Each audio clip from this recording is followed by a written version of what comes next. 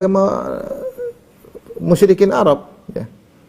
Karena kita tahu orang Yahudi di kota Madinah sebelumnya sering bertengkar dengan kaum Ansar. Kaum Ansar yaitu suku Aus dan suku Khazraj. Sebelum mereka masuk Islam, mereka sering bertengkar dengan orang Yahudi, sering berperang di antara mereka. Dan kalau sudah berperang, orang Yahudi sering mengatakan, kalian di atas kesyirikan, akan datang seorang nabi yang kami akan berperang bersama nabi tersebut menghabisi kalian. Ketika nabi tersebut ternyata bukan dari golongan Yahudi, mereka tidak beriman. Itu Rasulullah SAW. Jadi mereka tahu bahwasanya agama orang musyrikin itu batil. Mereka tahu akan hal tersebut. Namun mereka sekarang ditanya dengan pertanyaan yang memojokkan mereka. Mereka ditanya, wahai orang Yahudi, mana yang lebih baik, agama kami atau agama mereka? Kata orang musyrikin Quraisy. Tentu orang Yahudi kalau bilang agama Muhammad lebih baik, ya mereka tidak bisa memprovokasi orang-orang Quraisy untuk menyerang kaum muslimin. Akhirnya mereka terpaksa berbohong. Ketika ditanya, mana agama yang lebih baik? Maka Yahudi bertanya, Muhammad menyuruh apa? Muhammad begini, ya. Memisahkan, memecah, memutus silaturahmi, kemudian menghina Tuhan-Tuhan kami, dan macam-macam. Akhirnya orang Yahudi mengatakan, agama kalian lebih baik daripada agamanya Muhammad. Agama kalian, wahai orang Quraisy, lebih baik daripada agamanya Muhammad. Inilah yang disebut oleh para ulama dengan al-mudahanah. Mudahanah itu seakan-akan membenarkan kebatilan. Berbasa-basi, tapi isi basa-basi tersebut adalah membenarkan kebatilan. Ini tidak boleh dalam Islam. Ya. Lihatlah orang musyrikin, mereka mengatakan agama kalian lebih baik daripada agama, orang Yahudi mengatakan kepada orang musyrikin, agama kalian lebih baik daripada agamanya Muhammad. Padahal mereka tahu agama Muhammad lebih baik dan mereka tahu bahwasanya agama kaum musyrikin penyembah berhala adalah buruk. Namun karena tidak enak, maka mereka mengatakan agama kalian lebih baik daripada agama Nabi Muhammad sallallahu alaihi wasallam. Maka Allah turunkan ayat tadi. Wa yaquluna lil ladzina kafaru haula'i ahda minal ladzina amanu sabila. Maka orang Yahudi berkata bahwasanya orang-orang musyrikin Quraisy agamanya lebih baik daripada agamanya Muhammad. Ini yang disebut tadi saya katakan mudahanah. Mudahanah itu berbasa-basi dengan membenarkan kesalahan. Ini tidak boleh. Kalau orang bilang depan kita senyum-senyum terus mengatakan ini kan boleh Ustaz, kita nggak boleh bilang iya. Kita bilang kalau haram-haram, nggak boleh kita mudahanah hanya karena ingin mengambil hatinya, nggak boleh. Ya. Kalau orang misalnya main musik di depan kita bilang, kalau ditanya apa hukumnya, kita bilang haram. Jangan kita bilang, oh nggak apa-apa, malah kita ikut main musik, nggak boleh. Itu namanya mudahanah, nggak boleh. Padahal kita tahu itu hukumnya haram. Kalau haram, ya. Jangan sampai kita nggak enak, akhirnya kita bilang, oh nggak apa-apa, nggak boleh. Ya. Jadi mudahanah tidak diperbolehkan. Adapun mudarat itu kita berbasa-basi tanpa harus membenarkan yang batil. Atau kita menunda penjelasan karena ada kemaslahatan. Itu tidak jadi masalah. Yang tidak boleh adalah mudahanah. Kita berbasa-basi untuk mencari muka atau ingin menarik hatinya dengan membenarkan kebatilan. Atau seakan-akan mereka di atas kebenaran. Ya. Tidak boleh. Ini kadang kita terjebak. Bahkan misalnya di antara sebagian dai yang misalnya diundang oleh non-muslim, maka tidak boleh dia dalam rangka untuk menjaga persatuan, kemudian dia mengesankan bahwasanya mereka juga di atas kebenaran. Enggak boleh. Dia bisa pakai bahasa yang lain. Dengan bahasa kita harus saling menghargai karena kita berada di atas suatu negara kesatuan, kita punya musuh di luar sana. Itu boleh kalau seperti itu. Ya, karena kita untuk memikirkan misalnya negara kita, ya Nabi SAW juga dahulu sempat melakukan Wathiqatul Madinah, perjanjian perdamaian dengan atau perjanjian yang disepakati oleh Yahudi dan kaum muslimin. Namun dalam perjanjian tersebut tidak ada mudahanah. Rasulullah SAW mengatakan walil yahudi dinum walil muslimin dinuhum. Kaum Yahudi punya agama sendiri, kaum muslimin punya agama sendiri. Tidak ada Rasulullah mengatakan kita semua benar. Tidak ada. Jadi hati-hati, jangan kejebak. Kita tidak boleh mudahanah. Kalau kita berbasa-basi mudarat, kita mengucapkan kata-kata yang baik tanpa harus membenarkan kebatilan mereka, maka tidak jadi masalah. Jangan sampai karena kita punya niat yang baik akhirnya kita membenarkan kebatilan mereka atau mengesankan mereka di atas kebenaran. Dan ini saya lihat sebagian dai terjebak dalam ini tidak boleh. Ini adalah kebiasaan orang Yahudi, mudahanah, ya. Sudah tahu itu salah tapi membenarkan. Mereka mengatakan agama kaum musyrikin lebih baik daripada agama kaum muslimin, padahal mereka tahu agama kaum musyrikin adalah buruk. Ini diantara kebiasaan orang atau tradisi yang buruk. Kemudian diantara tradisi berikutnya al-mas'alatu tsalitsah asyarah ba'dal mi'ah, tradisi yang nomor 113 labsul haqqi bil batil, yaitu mencampurkan kebenaran dengan kebatilan. Ya. Allah Subhanahu wa taala berfirman, "Wala talbisul haqqo bil batil wa taktumul haqqo wa antum ta'lamun." Janganlah kalian menggabungkan, mencampurkan antara kebaikan dengan kebatilan, dan kalian menyembunyikan kebenaran sementara kalian tahu, kalian sembunyikan. Kalian tahu malah kalian sembunyikan. Di sini Allah mengatakan wala talbisul haqqo bil batil. Janganlah kalian mencampur adukan antara kebenaran dan kebatilan. Ini adalah metode yang dilakukan oleh orang-orang musyrikin atau orang Yahudi atau orang munafikin, sehingga Allah menegur mereka dalam surat Al-Baqarah. Allah mengatakan wala talbisul haqqo bil batil. Janganlah kalian mencampur adukan antara kebenaran dengan kebatilan. Kebatilan kalau dia muncul sebagai kebatilan murni, tidak ada yang mau ikut. Tidak ada yang mau ikut. Tetapi kalau kebatilan tersebut dibumbui dengan sedikit kebenaran, maka ini laris. Ini laris. Ya. Apalagi sifat manusia, mereka terkadang terpikat dengan kebenaran tersebut, lupa dengan kebatilan yang ada. Sebagian manusia husnudzan. Seperti contohnya yang dilakukan oleh dukun. Dukun, dia punya kawan dari syaitan, kalau dukun asli bukan dukun palsu ya. Benar-benar dukun, dia punya teman dari kalangan jin, dan jin tersebut mencuri berita dari langit, kemudian dia kabarkan kepada dukun tersebut. Kata Nabi SAW, hatta yulqiyaha ala lisani sahir awil kahin. Maka berita yang dicuri oleh jin dari langit diberitahukan kepada lisannya dukun atau sihir. Kata Nabi SAW, fayakdzibu ma'aha mi'ata kadzbah. Maka dukun tadi menambah dengan 100 kedustaan. Dia cuma dengar berita tidak jelas, samar-samar. Dia tambah dengan 100 kedustaan. Oleh karenanya dukun asli, kadang kalau meramal, kadang benar, tapi seringnya salah. Mungkin dari 100 ramalan tentang masa depan, satu yang benar, 99 salah. Karena mereka mendengar kabar curian berita tersebut masih samar-samar dan tidak jelas, maka mereka tambah dengan 100 kedustaan. Tetapi apa kata Nabi SAW? Fayuqal alaysa qad qala kadza wa kadza yauma kadza wa kadza fayusaddaqu bitilkal kalimati allati sumi'at minas sama. Akhirnya dukun tersebut pernah meramal sekali benar, kemudian yang lain salah, tapi orang yang diingat oleh masyarakat, dukun ini pernah benar. Kesalahan, 100 kesalahan, ramalan yang pernah dia lakukan tidak pernah diingat. Dukun ini pernah ngeramal benar, ngeramal berikutnya salah melulu, tidak pernah diingat. Sama seperti pawang hujan misalnya. Mungkin sesekali dia pawang hujan nggak jadi, kebetulan. Mungkin dia sudah lihat ramalan cuaca macam-macam, kemudian keluar, ternyata tidak jadi hujan. Tapi selalu sisanya hujan melulu, tapi orang selalu ingat dia pernah menghalangi hujan. Kebetulan benar itu selalu diingat-ingat oleh masyarakat. Sehingga dia dipanggil terus. Padahal selalu salah. Selalu tidak bisa ya. Maka demikianlah ketika kebatilan dicampur dengan kebenaran sedikit, yang masyarakat pandang terkadang kebenaran tersebut, yang diingat kebenaran tersebut, kebatilan-kebatilan lain dilupakan. Dan demikianlah cara ahlul batil untuk melariskan kebatilan mereka, maka dibumbui dengan sedikit kebenaran. Contoh orang-orang Rafidhah, orang-orang Syiah, mereka untuk melariskan akidah mereka bumbui dengan cinta kepada ahlul bait. Mereka bumbui dengan membela ahlul bait. Sehingga kalau ikut mereka seakan-akan cinta kepada ahlul bait, membela ahlul bait. Kalau tidak ikut mereka seakan-akan tidak membela ahlul bait. Dengan begitu laris. Banyak orang suka. Kenapa? Karena kita cinta ahlul bait, kita bela ahlul bait. Siapa sih tidak cinta sama keluarga Nabi SAW seperti itu? Laris. Contoh seperti orang-orang Khawarij atau orang Mu'tazilah. Orang Khawarij memberontak, mengkafirkan dengan alasan bahwasanya kita beramar ma'ruf nahi munkar. Sang penguasa telah berbuat kemaksiatan, kita kafirkan. Sama dengan orang Mu'tazilah. Mu'tazilah mengatakan wajib untuk melengsarkan pemerintah yang zalim. Mereka mengatakan adalah beramar ma'ruf nahi munkar. Mereka membumbui perbuatan mereka, dan itu diingkari, dilarang oleh Nabi SAW. Tidak boleh memberontak kepada pemerintah selama dia masih muslim, nggak boleh.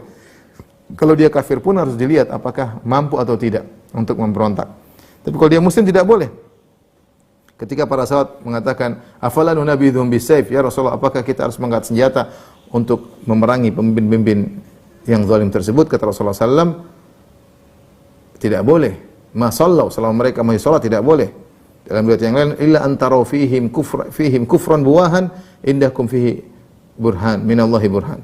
Kalau kalian melihat ada kekufuran yang nyata, kau punya dalil bahwasanya mereka kafir, maka boleh dilengserkan dengan paksa jika memang kau punya kemampuan. Tapi kalau selama muslim tidak boleh. Nah, orang Mu'tazilah mengatakan kalau ada pemimpin muslim yang zalim di mata mereka, maka harus dilengserkan, maka angkat senjata perang dengan dibumbui dengan ini adalah amar ma'ruf nahi mungkar. Ya, amar ma'ruf nahi mungkar. Ini contoh. Jadi larislah bid'ah seperti orang-orang yang menolak sifat, orang Mu'tazilah menolak sifat, Jahmiyah menolak sifat. Mu'tazilah menolak sifat-sifat Allah Subhanahu wa taala. Ketika mereka menolak sifat Allah, mereka mengatakan ini adalah tanzih, mensucikan Allah dari sifat-sifat makhluk. Sehingga larislah ketika sedikit dibumbu dengan kebaikan al-haq, ya, maka jadilah kebatilan tersebut laris. Inilah metode orang-orang jahiliyah dahulu. Karena kalau mereka menampilkan kebatilan murni, tentu tidak akan ada yang mengimani. Tapi berikutnya al-mas'alah rabi'ah asyar ba'dal mi'ah. Tradisi 114, ya, menyembunyikan kebenaran padahal mengetahuinya. Ya, menyembunyikan kebenaran padahal mengetahuinya. Ini adalah tradisi orang-orang Yahudi. Ya. Mereka mengenal Nabi SAW, tapi mereka sembunyikan ilmu mereka tersebut. Ya'rifunahu kama ya'rifuna abna'ahum. Mereka mengetahui Rasulullah SAW sebagaimana mereka mengetahui anak-anak mereka. Sampai Allah gambarkan pengetahuan mereka tentang Nabi luar biasa. Mereka mengetahui Nabi SAW sebagaimana mereka mengetahui anak-anak mereka. Kita kalau punya anak, kita tahu betul anak kita seperti apa, sifat-sifatnya, sukanya main di mana. Jadi mereka tahu sifat-sifat Nabi. Mereka tahu sifat-sifat fisik Nabi SAW. Mereka tahu Nabi hijrah kemana. Makanya kalau kita baca tentang kenapa banyak komunitas Yahudi di kota Madinah, Bani Qainuqa, Bani Nadhir dan Bani Quraidah, karena mereka sedang menanti hijrahnya Nabi tersebut yang mereka nanti-nantikan Nabi terakhir. Mereka ingin beriman dengan Nabi tersebut. Mereka tahu akan sifat-sifat Nabi tersebut. Namun kata Allah, "Falamma ja'ahum ma arafu kafaru bih." Ketika datang Nabi yang mereka kenal sebagaimana mereka tahu dalam kitab suci mereka, justru mereka kafir kepada Nabi tersebut. Dan mereka sembunyikan. Mereka tidak pernah menampakkan, menguak hal tersebut di hadapan umat bahwasanya sifat-sifat Muhammad ada dalam Taurat. Mereka sembunyikan. Bahkan hampir-hampir sekarang sifat-sifat Nabi Muhammad hampir-hampir dihilangkan dari Taurat. Hampir tidak ada. Padahal kita yakin pernah ada. Karena Allah sudah sebutkan bahwasanya Nabi Muhammad SAW disebutkan dalam Taurat dan Injil. Bahkan bukan cuma Nabi, bahkan sifat-sifat para sahabat disebutkan, sahabat Nabi SAW disebut dalam Taurat dan Injil. Ya. Allah sebutkan dalam surat di akhir surat Al-Fatah, ya. Taib, di antaranya seperti orang Yahudi, mereka merubah hukum rajam. Kalau ada yang berzina di antara mereka, mereka tidak rajam, tapi mereka arak orang tersebut, laki-laki dan perempuan diarak, dibalik, wajahnya di pantat himar, kemudian belakangnya jadi dibalik. Jadi misalnya himar, maka wajahnya dibalik, wajahnya di pantat, kemudian pantatnya orang tersebut atau bokong yang tersebut ke arah kepala himar. Kemudian diarak, dikasih hitam-hitam, dipermalukan. Ya. Hal ini mereka lakukan kenapa? Ketika ternyata yang berzina adalah asyraf, orang-orang mulia di antara mereka. Ketika orang miskin yang berzina, mereka tegakkan rajam. Namun ketika yang melakukan zina adalah orang-orang tokoh di antara mereka, akhirnya para pendeta itu dibayar. Mereka dibayar, ya, sehingga mereka menjual ayat-ayat Allah Subhanahu wa taala. Mereka sembunyikan ayat tentang rajam dalam Taurat, akhirnya hukum orang berzina dirubah, tidak lagi dirajam tapi cuma diarak, dipermalukan. Ya, diarak dan dipermalukan. Ini mereka menyembunyikan ayat tentang rajam. Makanya ketika orang-orang Yahudi suatu saat kejadian lagi zina dan mereka tahu Nabi Muhammad SAW, kata mereka, coba kita ke nabinya orang Arab. Mereka tahu Nabi Muhammad seorang Nabi SAW. Kata mereka, dia adalah Nabi yang penuh dengan rahmat. Dia membawa hukum-hukum tidak keras seperti kita. Jadi mereka menyangka, mereka berharap Nabi SAW memberi keputusan bagi orang berzina bukan rajam. Akhirnya mereka datang kepada Nabi. Kemudian Nabi SAW akhirnya menyuruh mereka menghadirkan Taurat. Mereka menyuruh mereka menghadirkan Taurat. Kemudian Nabi suruh baca dalam ayat-ayat dalam Taurat tentang orang berzina. Rupanya di antara mereka ada yang menutup ayat, kemudian dia baca dengan diloncat. Situ ada Abdullah bin Salam, salah seorang ulama Yahudi yang masuk Islam. Kata dia, coba angkat tanganmu. Angkat tangan, ternyata ada ayat tentang rajam. Jadi mereka sembunyikan. Mereka sembunyikan ayat-ayat padahal mereka mengetahuinya. Oleh karena di antara tradisi orang-orang jahili adalah menyembunyikan ayat-ayat menyembunyikan kebenaran padahal mereka tahu tentang kebenaran tersebut. Dan ini adalah dosa besar ya. Dan tradisi ini jangan sampai dilakukan oleh para ahli ilmu, para ulama. Hati-hati. Allah Subhanahu wa taala berfirman memperingatkan orang yang menyembunyikan kebenaran. Innal ladzina yaktumuna ma anzalna minal bayyinati wal huda min ba'di ma bayyanahu lin-nasi fil kitabi ulaika yal'anuhumullah wa yal'anuhumul la'inun. Sungguhnya orang-orang yang menyembunyikan apa yang telah kami turunkan berupa penjelasan dan petunjuk min ba'di ma bayyanahu lin-nas, setelah kami jelaskan kepada manusia fil kitab, dalam kitab suci, mereka sembunyikan. Allah cerah orang-orang Yahudi. Mereka sembunyikan. Bahwa Allah sudah turunkan di Taurat, mereka sembunyikan. Kata Allah, ulaika yal'anuhumullah, mereka telah orang dilaknat oleh Allah. Wa yal'anuhumul la'inun, dan mereka dilaknat oleh orang-orang yang melaknat.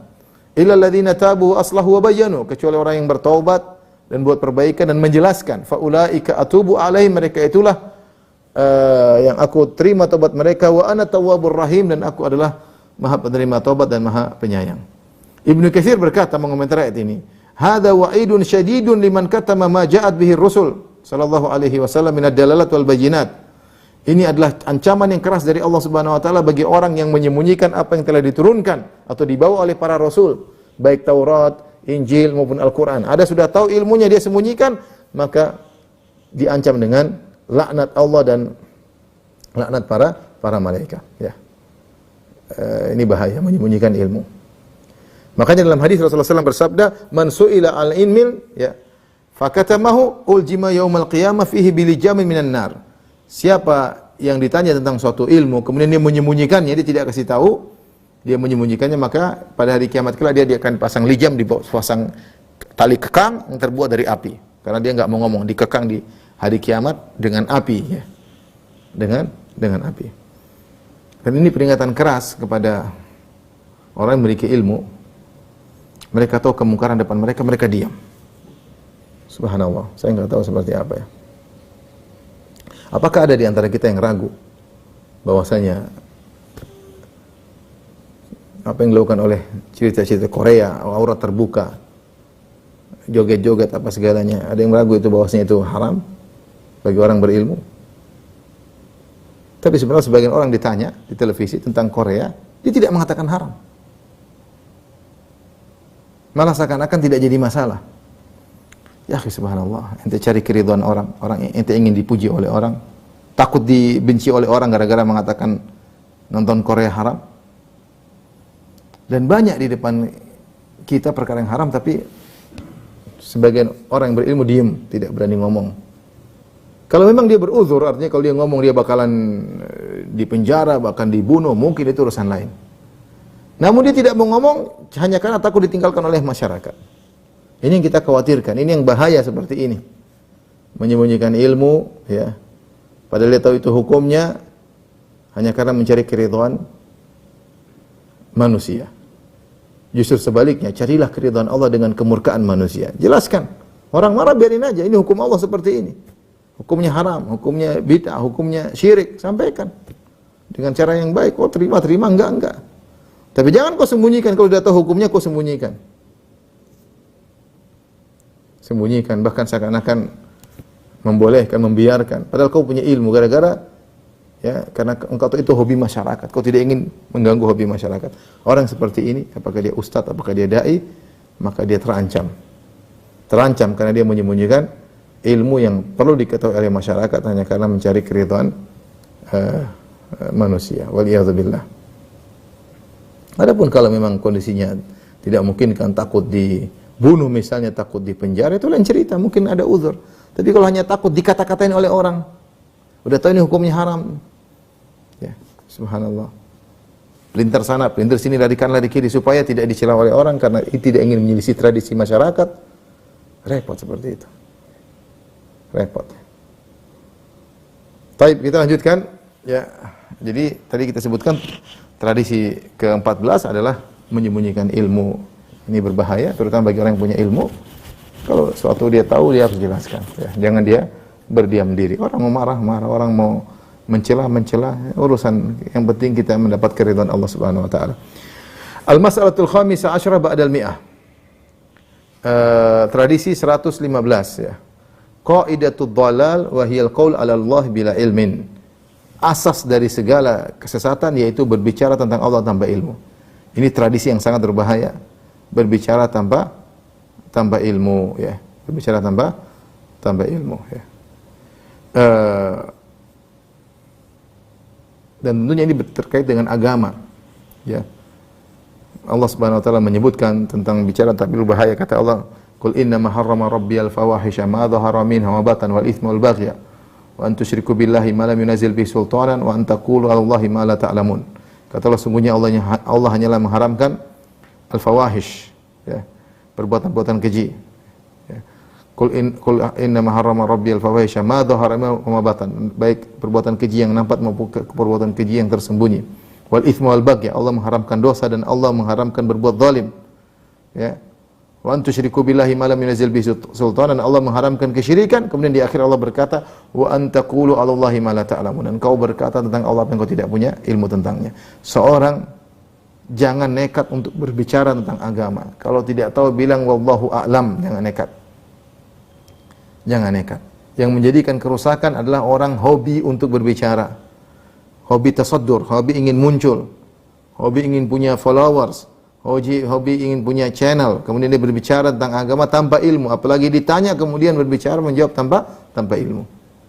Sebagian orang kita lihat tidak tahu bahasa Arab. Tidak tahu bahasa Arab. Kemudian berani ceramah kemana, kesana kemari. Sayanglah dirimu, ya akhi, sayanglah dirimu. Jadilah motivator oke, tapi jangan bicara agama. Bicara agama berikan kepada ahlinya.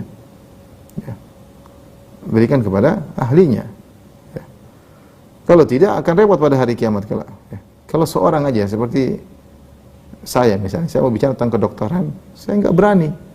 Di kedokteran ada disiplin ilmu tersendiri, seorang tidak bisa berbicara, kasih resep kecuali orang-orang yang ahli, yang sudah belajar bertahun-tahun, yang tahu tentang ilmu kimia, ilmu biologi, ilmu obat-obatan, ngerti, baru dia berbicara. Adapun kalau tidak pernah belajar, gimana bicara? Misalnya masuk bicara, ditanya tentang urologi, saya bicara, saya nggak berani, saya ini siapa? Saya nol di dalam ilmu urologi, saya nggak bisa. Ya. Ini orang kalau sudah bicara agama ngomong, yang penting, bahasa Arab aja nggak bisa. Baca Al-Fatihah aja nggak beres. Baca Al-Fatihah nggak beres. Terus bicara ke sana kemari, yang penting ceramahnya lucu, yang penting ceramahnya menarik, yang penting menyenangkan pendengar, yang penting memuaskan pendengar. Jangan, hati-hati, sayangilah dirimu. Ya, di antara dosa besar adalah berbicara tentang Allah tanpa ilmu. Bicara tentang Allah tanpa ilmu. Dulu di kota Madinah ada seorang fakih Madinah, gurunya Imam Malik, namanya Rabi'atul Ra'i. Rabi'ah, dia menangis. Ada seorang datang masuk ke rumahnya dan dia dalam kondisi menangis. Maka orang itu bertanya, "Amusibatun dakhalat alaik?" Apakah kau terkena musibah sehingga kau menangis? Kata dia, "La, bukan." "Terus kenapa Anda menangis wahai sang fakih, orang yang fakih?" Kata dia, "Laqad ustuftiya man la ilma lahu." Sekarang sudah ada orang yang jadi tempat bertanya yang tidak punya ilmu. Tidak punya ilmu ditanya-tanya, diminta fatwa, ya. Itu yang buat dia menangis, karena bicara tentang agama berbahaya kalau tidak punya ilmu. Sehingga akhirnya timbul orang-orang yang berani bicara tentang agama.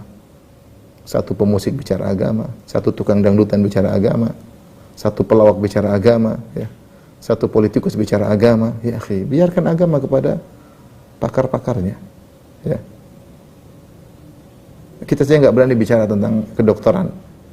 Pelawak bicara kedokteran, kita nggak gimana pelawak bicara kedokteran, ya. Ada pelawak kemudian masuk dalam ruang operasi, ikut operasi, politikus ikut masuk dalam ruang operasi, ikut operasi. Ini yang berhak operasi dokter yang ahli operasi. Kalau kita saja operasi kita bilang nggak boleh kecuali ahlinya. Ustadz aja mau operasi kita bilang ustadz, meskipun dokter, profesor bidang agama mau ikut operasi, nggak boleh, bukan bidangmu. Ini kita bicara tentang ranah syariat. Tapi Ibnu Qayyim punya bukunya Al-Muwaqqi'una Rabbil Alamin. I'lamul Muwaqqi'in an Rabbil Alamin. Al-Muwaqqi'in itu ulama yang seakan-akan dia bertanda tangan atas nama Allah Subhanahu wa taala. Bahaya. Bicara harus pakai dalil, enggak boleh pakai perasaan, enggak boleh pakai logika tanpa dalil, bahaya. Orang kalau tidak punya database gimana berbicara? Antum kalau dokter kan dokter urologi bicara kan ada database-nya. Antum belajar bertahun-tahun, praktek antum. Antum bisa berbicara, punya database sehingga antum keluarkan resep. Ini orang nggak pernah belajar agama, nggak tahu bahasa Arab, ngaji juga nggak bisa. Ngaji aja nggak bisa. Terus bicara followers, subhanallah, sayangilah dirimu. Kita bukan apa, kasihan aja. Dia akan menyesal pada hari kiamat kelak. Ya. Bagaimana membimbing umat sementara dia tidak memiliki kafa'ah, tidak memiliki kemampuan. Ya. Akhirnya Rabi' Ar-Ra'i berkata, membuat dia menangis. Ini di zaman Imam Malik, gurunya Imam Malik. Dia mengatakan, "Lalu istuftiya man la ilma lahu." Sungguh telah orang tidak punya ilmu dimintai fatwa. Kemudian dia berkata, "Wala ba'dhu man yuftiha huna ahaqqu bis-sijni minas surraq." Sungguhnya sebagian orang berfatwa di sini lebih utama di penjara daripada para pencuri. Pencuri berbahaya, tapi bicara tentang Allah tanpa ilmu, tentang agama Allah tanpa ilmu, lebih berbahaya lagi, merusak. Ini yang kita sedihkan dengan fenomena banyak yang terjadi seperti ini. Imam Malik rahimahullahu taala, ada orang datang dari jauh bersafar, tanya 40 pertanyaan, cuma jawab mungkin 4, 5, sedikit. Selainnya dia mengatakan, la adri, aku tidak tahu. Oleh karenanya seorang jangan nekat berbicara tanpa ilmu. Kalau tidak tahu bilang apa? Wallahu a'lam. Saya tidak tahu. Tanyakan kepada yang lebih tahu ya. Tanyakan kepada yang lebih tahu. Jangan sok tahu, karena berbicara tanpa ilmu adalah dosa besar. Berikutnya al-mas'alah sadisa asyarah ba'dal mi'ah. Permasalahan 116. Tanaqudul wadih lamma kadzdzabul haqq. Terjadi kontradiktif yang jelas ketika mereka mendustakan kebenaran. Kama qala ta'ala, sebagaimana firman Allah, bal kadzdzabu bil haqqi lamma ja'ahum fahum fi amri marij. Dan mereka orang-orang musyrikin, mereka mendustakan Al-Qur'an lamma ja'ahum, ketika Al-Qur'an datang kepada mereka, fahum fi amri marij, sementara mereka dalam kondisi kebingungan. Muttarib, marij itu maksudnya ittirab, al-hayrah, yaitu al-hayrah, goncang, bimbang, ragu ya. Jadi Allah menceritakan bahwasanya demikianlah yang terjadi jika seorang menolak kebenaran. Ketika dia menolak kebenaran, dia akan bingung sendiri. Terjadi kontradiktif di antara mereka. Ya, terjadi kontradiktif di antara mereka. Dan itu yang terjadi kepada ahlul batil. Ketika misalnya orang Nasara, ketika mereka menolak Allah Maha Esa, kemudian mereka ingin menempelkan ada Tuhan selain Allah Subhanahu wa taala dengan trinitas, akhirnya mereka terjadi kontradiktif yang banyak sekali. Ada yang bilang Nabi Isa anak Tuhan, ada yang mengatakan bukan anak Tuhan, ada yang mengatakan ruhnya di Tuhan, macam-macam. Satu senang tiga, tiga sama satu. Allah adalah Isa ya. Dan banyak mereka berselisih tentang Allah Subhanahu, sehingga mereka harus mengadakan pertemuan lagi tentang masalah Tuhan. Bunda Maria Tuhan atau bukan, terjadi khilaf. Ya. Ya, terjadi khilaf karena mereka ragu, karena mereka menolak kebenaran. Demikian juga sebagian ahlul bidah, ketika mereka menolak akidah yang benar, mereka ya, terjatuh dalam kontradiktif di antara mereka. Kalau kita baca buku-buku mereka, satu masalah mereka 7 pendapat. Contoh seperti sebagian mereka ketika berbicara tentang apa yang pertama kali wajib bagi seorang masuk Islam. Kalau kita Ahlussunnah mengatakan masuk Islam pertama kali wajib ucapkan la ilaha illallah Muhammadur Rasulullah. Kata mereka tidak, awal wajib al-mukallaf, yang pertama wajib bagi orang yang masuk Islam harus nazar. Nazar itu pengamatan. Terus ada lagi pendapat juz'un minan nazar, sebagian daripada pengamatan. Ada yang mengatakan al-qasdu ila nazar, keinginan untuk. Ada yang mengatakan syak, keraguan, sampai 7 pendapat. Satu masalah ya 7 pendapat. Ya. Dan ini terjadi kontradiktif di antara mereka. Maka seorang kalau sudah menolak kebenaran, dia pasti terjun dalam kontradiktif. Maka terimalah kebenaran dengan berlapang dada, jangan ditolak. Karena kalau kebenaran sudah ditolak, pasti terjerumus dalam kontradiktif, sebagaimana orang-orang musyrikin dahulu ketika mereka menolak Al-Quran, maka mereka terjerumus dalam pertikaian di antara mereka ya. Kemudian masalah sabi'ah asyarah ba'dal mi'ah, tradisi yang ke-17, mudah-mudahan kita selesai malam ini, sabar ya. Al-imanu bi ba'dhi ma unzila duna ba'd. Beriman kepada sebagian ayat-ayat Allah dan tidak beriman kepada sebagian yang lainnya. Allah mencela ahlul kitab yang mereka hanya beriman kepada sebagian ayat-ayat dalam Taurat dan mereka kufur kepada sebagian ayat-ayat dalam Taurat. Kata Allah Subhanahu wa taala, "Afatu'minuna bi ba'dil kitabi wa takfuruna bi ba'd?" Apa kalian beriman dengan sebagian Taurat dan kalian kufur kepada sebagian ayat dalam Taurat, fama jazaa'u ma yaf'alu dzalika minkum illa khizyun fil hayatid dunya. Tidak ada balasan yang tepat bagi kalian yang melakukan hal tersebut kecuali kehinaan di kehidupan dunia. Wa yaumal qiyamati yuradduna ila asyaddil adzab. Di dunia dihinakan dan pada hari kiamat kelak akan dikembalikan kepada azab yang lebih pedih. Demikian juga Allah berfirman dalam ayat yang lain, innal ladzina yakfuruna billahi wa rusulihi. Sungguhnya orang yang berkufur kepada Allah dan kufur kepada Rasul-Rasulnya. Wa yuriduna ay yufarriqu bainallahi wa rusulih. Dan mereka ingin membedakan antara Allah dan Rasul-Rasulnya. Wa yaquluna nu'minu bi ba'dhin wa nakfuru bi ba'd. Dan mereka berkata kami beriman kepada sebagian dan kami kufur kepada sebagian. Wa yuriduna ay yattakhidhu baina dzalika sabila. Mereka ingin cari jalan tengah. Mereka tidak mau beriman kepada seluruh ayat dan mereka juga tidak ingin kafir kepada seluruh ayat, tapi mereka beriman sebagian, kufur kepada sebagian. Mereka ingin cari jalan tengah. Apa kata Allah? Ulaika humul kafiruna haqqan. Mereka adalah orang kafir yang sesungguhnya. Lebih parah daripada yang kufur kepada semuanya. Ya, ini masih ragu-ragu tengah-tengah. Ya, Allah mengatakan ulaika humul kafiruna haqqan. Mereka adalah orang kafir yang sesungguhnya. Ini tidak boleh, ya, karena ini kekufuran. Dan ini kebiasaan orang Yahudi beriman kepada sebagian ayat dan menolak sebagian ayat. Kita orang Islam beriman kepada seluruh ayat, beriman kepada syariat. Jangan kita terima sebagian, kita tolak sebagian. Kita terima kenapa? Kalau tanya, kenapa kau beriman dengan ini? Kau beriman bahwasanya salat 5 waktu wajib. Karena ini perintah Allah. Terus kenapa kau menolak misalnya seorang yang menolak hukum waris? Kenapa kau menolak hukum waris? Kan ini juga dari Allah Subhanahu wa taala. Seharusnya kalau kau terima ini, kau terima hukum salat 5 waktu, kau juga terima hukum waris karena sama-sama dari Allah. Tapi suatu tidak logis, tidak mantiki kalau engkau berkata aku beriman salat 5 waktu karena Allah perintahkan dalam Al-Qur'an ada, tapi aku kufur kepada hukum waris karena tidak sesuai dengan keinginanku. Ini namanya kau milih ayat sesuai dengan hawa nafsumu. Udkhulu fis silmi kafah, kata Allah, masuk dalam Islam secara totalitas. Jangan hanya ayat-ayat yang kita senangi kita imani, yang tidak kita senangi kita tolak. Tidak boleh. Ya. Ini orang-orang jahiliyah dulu, orang Yahudi dulu beriman sebagian kitab dan mereka menolak sebagian kitab. Kita kalau sudah tahu ini ayat dari Allah, ini syariat Allah, maka kita terima. Kita terima, ya, jangan kita tolak dengan logika, dengan akal dan yang itu dengan hawa nafsu. Baik, yang berikutnya tradisi yang ke-18, 118. At-tafriq bainar rusul. Di antara kebiasaan orang-orang jahiliyah dahulu, mereka membedakan para rasul, ya. Seperti mereka, maksudnya apa? Mereka beriman kepada sebagian rasul dan mereka kufur kepada sebagian rasul. Tentunya ini maksudnya ahlul kitab.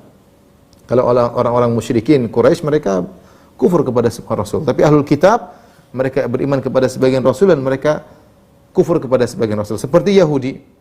Yahudi beriman kepada Nabi Musa, namun mereka kufur kepada Nabi Isa dan kufur kepada Nabi Muhammad SAW.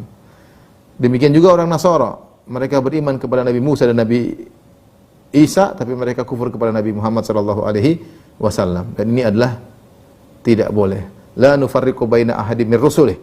Perkataan orang beriman, kami tidak membeda-bedakan antara Rasul yang satu dengan Rasul yang lain. Kami beriman seluruhnya. Kita orang Islam beriman kepada seluruh Nabi dan Rasul.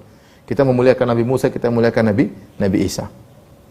Makanya ada satu buku yang judulnya bagus, dia mengatakan dia dulu Nasrani, kemudian dia masuk Islam. Dia mengatakan rabihtu Muhammadan walam akhsar Isa.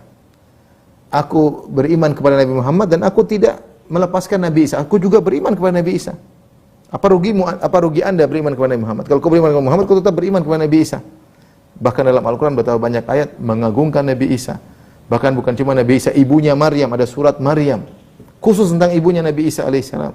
Bahkan lebih dari itu, keluarga Imran dalam Al-Quran ada memuliakan moyang-moyangnya Nabi Isa alaihissalam. Bahkan dalam Al-Quran ada mukjizat yang tidak disebutkan dalam Injil-Injil yang ada sekarang. Mukjizat Nabi Isa berbicara ketika masih kecil. Injil-Injil yang 4 yang sekarang diakui tidak ada di situ. Nabi Isa berbicara ketika masih kecil. Dalam Al-Quran ada mukjizat yang tidak disebut oleh mereka. Kalau kita beriman kepada Muhammad SAW, kita tetap beriman kepada Nabi Isa. Nah, mereka tidak ahlul kitab, mereka beriman kepada sebagian nabi dan mereka tidak beriman kepada sebagian nabi yang lain. Nah, kalau seorang tidak beriman kepada satu nabi, sama saja dia tidak beriman kepada seluruh nabi. Sama, dia tidak beriman kepada utusan Tuhan yang ini, berarti konsekuensinya dia tidak beriman kepada utusan-utusan Tuhan yang lainnya. Oleh karenanya Allah berfirman tentang kaum-kaum yang Sebelumnya kata Allah, kadzabat qaum Nuhinil mursalin. Sungguhnya kaum Nuh mendustakan para rasul. Mendustakan para rasul. Kenapa? Karena padahal yang didustakan cuma Nabi Nuh, satu nabi saja. Tapi ketika kaum Nabi Nuh mendustakan Nabi Nuh, Allah mengatakan kaum Nabi Nuh telah mendustakan seluruh para rasul. Karena mendustakan satu rasul sama dengan mendustakan seluruh rasul-rasul yang lain. Allah juga demikian juga ayat-ayat yang lain yang menjelaskan akan hal tersebut. Baik, yang berikutnya permasalahan yang 100 atau tradisi 119. Mukhasamatuhum fima laysa lahum bi'ilm. Suka mendebat pada perkara yang mereka tidak punya ilmu tentangnya. Allah berfirman, wa minan nasi. Jadi berdebat tanpa ilmu, berdebat tanpa ilmu. Berdebat tentang agama tanpa ilmu. Ini kebiasaan orang Yahudi dahulu, orang musyrikin dahulu, karena mereka tidak punya ilmu. Kata Allah, wa minan nasi may yujadilu fillahi bighairi ilmin wala hudan wala kitabim munir. Di antara manusia ada yang mendebat tentang Allah tanpa ilmu, tanpa petunjuk, tanpa ayat yang jelas yang memberi cahaya. Jadi tidak ada dalil. Bicaranya pakai logika. Ini adalah buah dari berbicara tentang Allah tanpa ilmu. Ketika seorang berbicara tentang Allah tanpa ilmu, maka dia pasti akan membantah orang yang di atas kebenaran tanpa ilmu. Dan ini kebiasaan orang-orang jahiliyah. Kebiasaan orang jahiliyah di mana mereka membantah kebenaran tanpa ilmu, tanpa dalil, tanpa Al-Quran, tanpa ayat, hanya dengan logika. Ya. Maka kita kalau tidak tahu, kita nggak usah debat, sudah nggak tahu. Bisa jadi orang tahu punya kebenaran, kita nggak tahu. Kalau kita nggak bilang wallahu alam, jangan nekat. Pertama, jangan berbicara kalau tidak punya ilmu, dan jangan menyalahkan kalau kita nggak punya ilmu. Kalau kita punya ilmu, boleh kita bilang kamu salah karena dalilnya begini-begini, tidak apa-apa. Tapi kalau kita sendiri tidak tahu ilmunya, kita jangan menyalahkan orang, apalagi kita nggak tahu. Bilang aja wallahu a'lam, karena itu kebiasaan orang-orang jahiliyah. Berikutnya al-mas'alatul 20 ba'dal mi'ah. Tradisi 120. Dakwahum ittiba'as salafi ma at-tasrih bi mukhalafatihim. Mereka ngaku-ngaku punya nenek moyang yang baik, itu para salaf, sementara mereka menyelisihi nenek moyang mereka, orang-orang saleh. Ini seperti orang-orang Yahudi Nasara mengaku mereka adalah pengikut Ibrahim. Tapi Ibrahim alaihissalam tidak seperti mereka. Allah bantah, maka kana Ibrahimu Yahudiyan wala Nasraniyan, walakin kana Hanifah Muslimah. Orang Yahudi dan Nasara mengaku kami pengikut Ibrahim, kami Ibrahimiyah. Allah bantah, maka kana Ibrahimu Yahudiyan, Ibrahim bukan Yahudi, wala Nasraniyan, walakin kana Hanifan, tapi dia adalah seorang yang condong kepada tauhid, jauh daripada kesyirikan. Wa ma kana minal musyrikin, bukan termasuk orang musyrik. Ini contoh ngaku-ngaku punya salaf yang baik Ibrahim, tapi mereka menyelisih. Yang ngaku-ngaku salafnya Ibrahim atau nenek moyang mereka yang soleh adalah Ibrahim adalah tiga kelompok, yaitu Yahudi, Nasara, dan orang musyrikin. Karena mereka semua keturunan Nabi Ibrahim. Yahudi, Nasara semua keturunan Ishak bin Yakub, ya. Yakub bin Ishak, semuanya keturunan Yakub bin Ishak, ya. Semua dari jalur Yakub bin Ishak bin Ibrahim. Adapun orang-orang Quraisy, itu Abu Jahal, Abu Lahab dan yang lainnya, semua keturunan Ismail bin Ibrahim. Jadi tiga-tiganya ini ngaku-ngaku nenek moyang kami Ibrahim. Tapi Allah bantah mereka semua. Ibrahim tidak Yahudi, tidak Nasrani, tidak musyrik, tapi dia Hanif, Muslim. Maka Ibrahimu Yahudiyan, Ibrahim bukan Yahudi, wala Nasraniyan, walakin kana Hanifan, tapi dia adalah Islam dan jauh dari kesyirikan. Wa ma kana minal musyrikin, dan dia bukan orang musyrik. Jadi banyak orang mengaku punya pendahulu yang baik, tapi ternyata perbuatan mereka menyelisih pendahulu mereka. Contoh nyata seperti sebagian orang ngaku mengikuti mazhab Syafi'i, tapi menyelisih ajaran Syafi'i. Ajaran Syafi'i begini tidak boleh mereka selisih. Kita buka buku-buku Imam Syafi'i. Misalnya mengharamkan musik, mereka membolehkan apa? Musik. Mazhab Syafi'i menyatakan cadar sunnah, bahkan sebagian mereka mengatakan wajib dalam mazhab Syafi'i. Mereka malah menghina cadar. Imam Syafi'i meninggalkan Baghdad gara-gara ada orang yang main alat-alat musik, memalingkan orang dari Al-Quran. Justru sekarang orang malah menjadikan main musik sebagai sarana untuk dakwah dan macam. Menyelisih. Belum masalah akidah, ya. Imam Syafi'i mengatakan tidak boleh takziah lebih dari 3 hari, karena itu bisa menimbulkan kesedihan yang lebih banyak. Mereka justru bikin acara sampai 7, 40 dan seterusnya. Menyelisih mazhab Syafi'i. Ya. Kan seperti itu ya. Sebagian mereka mengaku kami pengikut mazhab Abu Hasan al-Asy'ari. Kita buka buku Abu Hasan al-Asy'ari, bukunya Maqalatul Islamiyyin, Ibanah al-Ibanah Usul Diyanah. Kemudian kita buka bukunya Risalah al-Thaqar, kita buku Uluma Firat al-Halil Bidah. Ternyata isinya tidak sama dengan orang-orang yang ngaku mengikuti mazhab Abu Hasan al-Asy'ari. Beda sekali, beda banget. Ngaku-ngaku ya, tapi ngaku-ngaku tapi ternyata berbeda dengan yang mereka nisbahkan kepada orang tersebut. Ngaku-ngaku pengikut Abu Hasan al-Asy'ari, ternyata akidah mereka tidak sama seperti Abu Hasan al-Asy'ari rahimahullahu ta'ala. Ya. Sama seperti orang-orang Rafidhah mengaku kami ada pengikut Ahlul Bait. Ahlul Bait tidak seperti mereka. Mereka sekarang mengkafirkan para sahabat, sementara Ahlul Bait tidak. Lihat bagaimana ruhama'u bainahum, kasih sayang di antara Ahlul Bait dengan para sahabat. Umar menikah dengan putrinya Ali bin Abi Thalib. Umar itu adalah mantunya Ali bin Abi Thalib. Umar menikah dengan putrinya Ali, yaitu Ummu Kulthum, anaknya Fatimah. Ummu Kulthum punya anak namanya Zaid bin Umar. Subhanallah. Bagaimana mereka mengatakan seakan-akan bermusuhan. Bagaimana Abu Bakar pernah menggendong Hasan di depan Ali bin Abi Thalib. Kemudian Abu Bakar bercanda mengatakan syabihun bin Nabi la syabihun bi Ali. Kata Abu Bakar, wahai Ali, anakmu Hasan ini mirip Nabi, tidak mirip dengan engkau. Fadhahika Ali. Ali tertawa. Tabassama wa dhahik. Tertawa di depan Abu Bakar. Abu Bakar mengatakan, la qarabatu Rasulullah sallallahu ahabbu ilai an asil min qarabati. Aku lebih suka menyambung kerabat Nabi daripada kerabatku sendiri. Subhanallah. Lihat bagaimana ketika Abu Bakar menjadi khalifah. Bagaimana Ahlul Bait Ali bin Abi Thalib tunduk kepada Abu Bakar. Bagaimana Umar ketika menjadi khalifah. Ali bin Abi Thalib juga tunduk. Sampai Umar pilih 6 orang. Salah satu harus jadi. Di antaranya Ali bin Abi Thalib. Dan Ali bin Abi tidak pernah protes. Bagaimana ketika Umar bin Khattab sakit keras dan akan meninggal. Ali bin Abi Thalib datang. Kemudian memuji-muji Umar. Dia mengatakan betapa sering aku mendengar Rasulullah SAW berkata, kharajtu ana wa Abu Bakar wa Umar. Aku keluar bersama Abu Bakar dan Umar. Aku masuk suatu negeri bersama Abu Bakar dan Umar. Betapa banyak Nabi ngomong begitu. Ali memuji. Ketika Muhammad bin Hanafiyah, anaknya Ali bin Abi Thalib bertanya, ya ayahanda, siapa orang terbaik? Dia mengatakan terbaik Abu Bakar. Kemudian siapa? Kemudian Umar. Kemudian siapa? Engkau wahai ayahanda? Kata Ali bin Abi Thalib, abuka innama rajulun min rijal muslimin. Aku hanya seorang laki di antara orang-orang yang lain. Tapi dia mengakui bagaimana kemudian Abu Bakar dan Umar.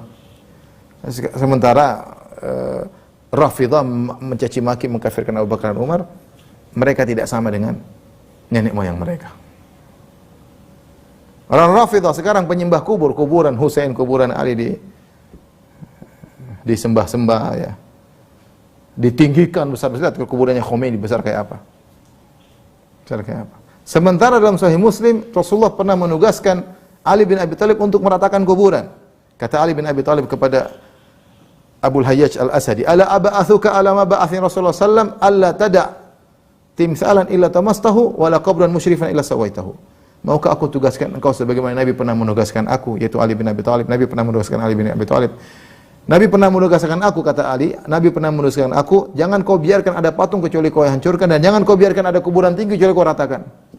Yang Rafidhah enggak, justru meninggalkan kuburan, ikut ngaku-ngaku pencinta Ahlul Bait, ngaku nenek moyang Ahlul Bait, tapi mereka tidak sama dengan Ahlul Bait. Jadi betapa sering sebagaimana orang jahiliyah mengaku keturunan Ibrahim, punya salaf yang baik, tapi ternyata mereka menyelisihi Ibrahim, Nabi Ibrahim alaihissalam. Sama seperti orang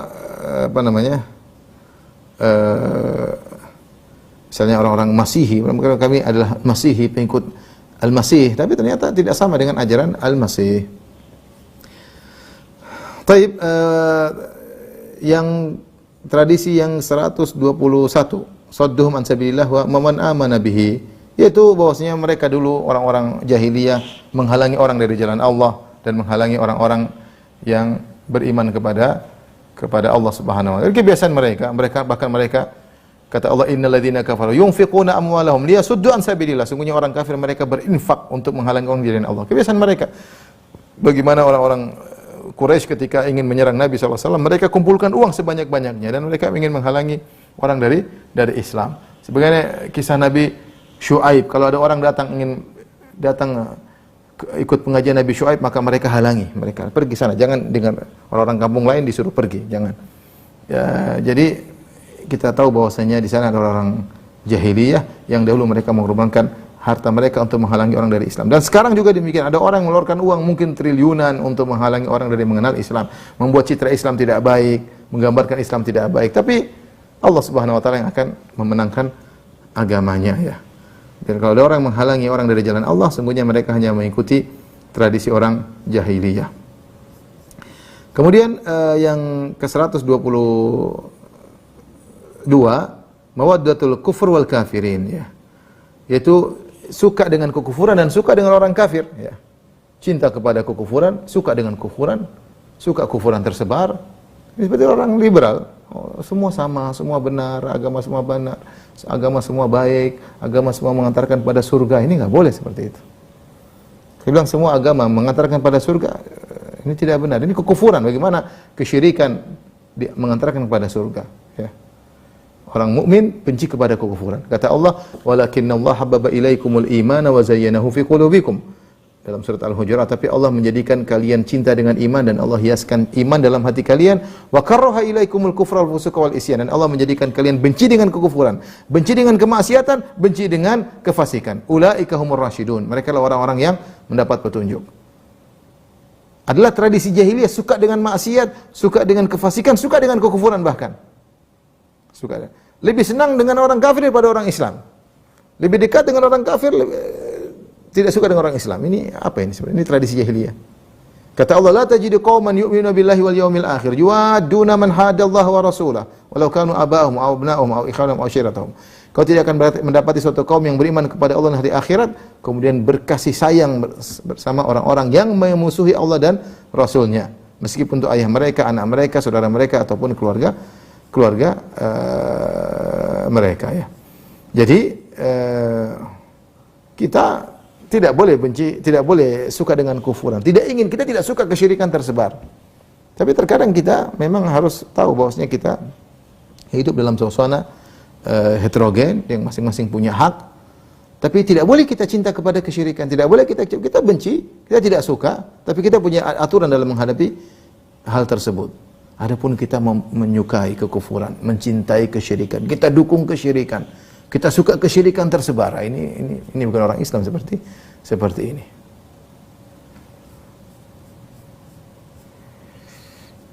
Taib yang terakhir, kita selesaikan kitab ini. Al-mas'alatu ats-tsalitsa wal 'ishrun ba'da al-mi'ah wal rabi'ah wal khamisa was sadis was sabi'ah was thaminah was tasi'ah wal 'ishrun ba'da al-mi'ah, ya. Jadi permasalahan 23, 24, 25, 123, 124, 125, 126, 127, 128, 129. Beliau sebutkan banyak perkara digabungkan dalam satu tradisi, yaitu al-iyafah, wa tarq, wa tiyarah, ya, wal kahana, wa tahakkum ila taghut, wa qahru wa tazwij bainal aidain. Ini adalah masalah-masalah yang maknanya mirip, ya. Di antaranya adalah al-iyafah wa tayrah, ya, atau tiyarah.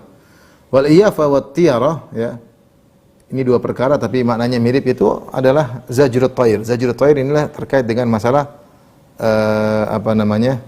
at-tiyarah atau tatayyur. Orang-orang Arab dahulu ketika mereka hendak pergi, mereka mengusir suatu burung tertentu, mereka datangi, mereka usir. Kalau burungnya terbang ke kanan, maka mereka melanjutkan perjalanan. Kalau burungnya terbang kiri, mereka enggak jadi melakukan perjalanan. Ini masalah tatayyur, ini syirik, ya. Dan sebagian orang zaman sekarang juga melakukannya. Mungkin tidak burung, tapi ketika mereka berjalan, tentu ada kecelakaan di samping, mereka lihat darah, mereka akhirnya pulang. Padahal tidak harus, jalan terus saja. Serahkan tawakal kepada Allah. Ini kecelakaan, lanjut, ya. Lalu terkadang lagi jalan, tahu-tahu ada kucing loncat. Oh, ini jangan-jangan balik lagi. Jalan aja, berhenti, jangan sampai nginjak kucing, lanjutkan, bismillah. Itu lagi jalan, tahu-tahu ada ular lewat. Oh, ini kayaknya tanda. Ini semua tidak ada, dalam Islam nggak ada seperti ini. Bismillah, jalan terus, ya. Jalan terus, namanya tatayyur. Kemudian namanya at-tarq. At-tarq itu menulis di garis-garis di tanah, garis, ada ilmu mereka untuk meramal masa depan. Garis-garis gini, garis gini. Nanti mulai dihapus ini. Oh, ini berarti masa depan seperti ini, meramal. Ini perdukunan. Kemudian wal kahana, perdukunan sebagaimana kita ketahui tersebar meramal tentang masa depan, mencari barang hilang, itu namanya perdukunan. Wa tahakum ila taghut. Di antara tradisi jahiliyah adalah berhukum kepada taghut, tidak suka dengan hukum syariat, malah hukum kepada undang-undang yang bukan syariat. Dia tahu dia orang Islam. Ada pilihan, saya mau ikut undang-undang atau ikut syariat. Kalau ikut syariat saya untungnya sedikit. Mending saya enggak boleh. Namanya tahakum ila taghut. Tradisi orang ya tahakamu ila taghut. Ya, mereka orang jahiliyah dulu suka berhukum kepada taghut, berhukum kepada selain hukum Allah yang mereka anggap menguntungkan duniawi mereka. Kemudian di antaranya karahatut tazwij bainal aidain. Di antara kebiasaan orang jahiliyah adalah tidak suka menjalankan akad nikah di antara Idul Fitri dan Idul Adha. Mereka tidak suka. Ini adalah tatayur juga. Ini rata-rata bicara tatayur, itu tidak ada syariatnya. Ini semuanya kita jauhi. Wallahu alam wa sallallahu nabiyana Muhammadin wa alihi wasallam. Demikianlah kitab Al-Masail Al-Jahiliyah atau Masail Jahiliyah. 129 permasalahan sudah kita selesaikan dalam 15 pertemuan. Alhamdulillahirabbil alamin. Alhamdulillah awalan wa akhiran.